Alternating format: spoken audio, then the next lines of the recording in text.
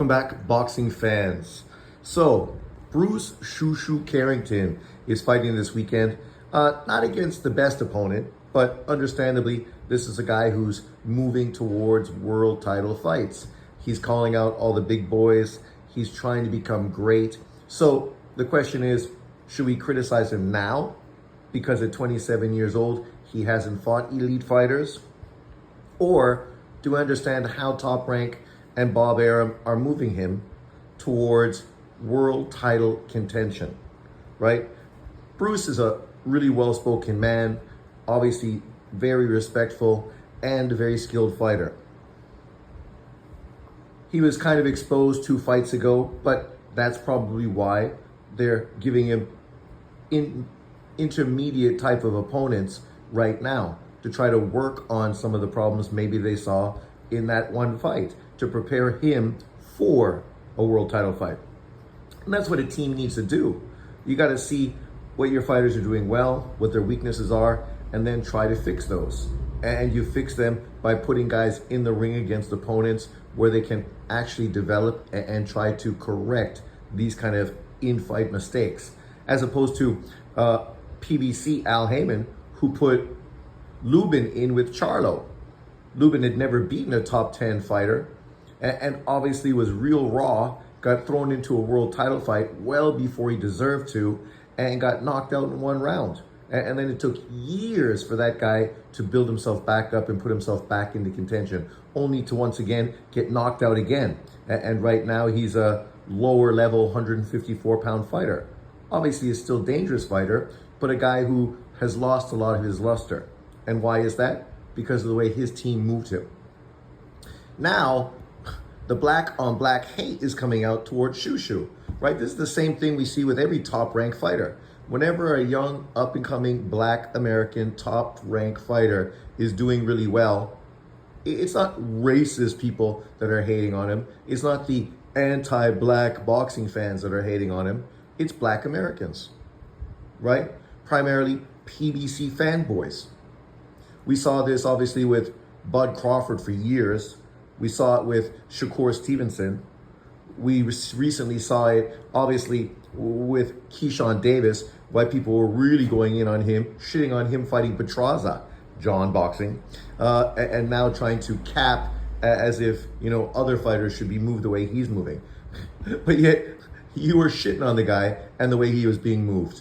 So, let's not fucking jump on the train now. It's too late for that. It's too late. You're not a Keyshawn fan. Stop fucking pretending. As far as Shoo Shoo, he's in a similar position now, right? Just like Big Baby Anderson, right? People were hating on him as well. Another top rank fighter. He got knocked out, but it had nothing to do with Top Rank. It had to do with Anderson, his decisions, and his team's decisions to not do what Top Rank wanted him to do and get paid to go fight in Saudi Arabia. You can't take it away from the kid. He got paid big money, but he got exposed in that fight. Now he's got to be built back up. By who? By Top Rank, right? Shoo Shoo is a great fighter. Currently at the 126-pound division, he is obviously one of the top talents in the division. Is he the best? Who knows? That's the whole point of making fights, so we can literally see who the best fighters in the division are. Now you got guys like Fulton and Ford literally criticizing this kid and hating on him because he's calling out people, but he's not calling out Espinoza. Oh my God. You figure these brothers would be supportive of another brother who's in a similar position. A guy who hasn't had the opportunities they had. Didn't get a world title fight yet, right? Oh, but what he's got to do is he's got to chase Espinoza. Chasing Fulton, who's currently a world title champ holder, that's wrong. But he should and only should chase Espinoza, right? You can't make sense with the way these people consistently move the goalposts to hate on certain fighters.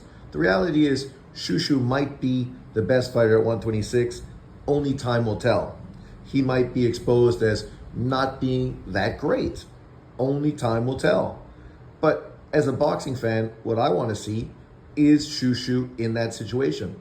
Do I think the only opponent available to him is Espinoza? Of course not. Espinoza is not a great matchup for anybody at the 126-pound division. You literally don't hear Ball, Leo, Fulton calling out Espinoza. These guys are the ones who should be calling out Espinoza for unification fights. But none of them are calling out Espinoza. But now they're trying to direct Shushu Carrington towards Espinoza because they're both top-ranked fighters. I mean, come on. Top Rank knows exactly what they're doing. They know that Espinoza is probably going to fight this next fight and probably going to be moving up to 130 pounds, opening the door for Bruce Shushu Carrington to win a vacant WBO 126-pound title, joining obviously Fulton, Ball, and Angelo Leo as a world champion. And I would put Shushu Carrington in with any of those three fighters and give him a very good chance of beating all three of them. So why the hate?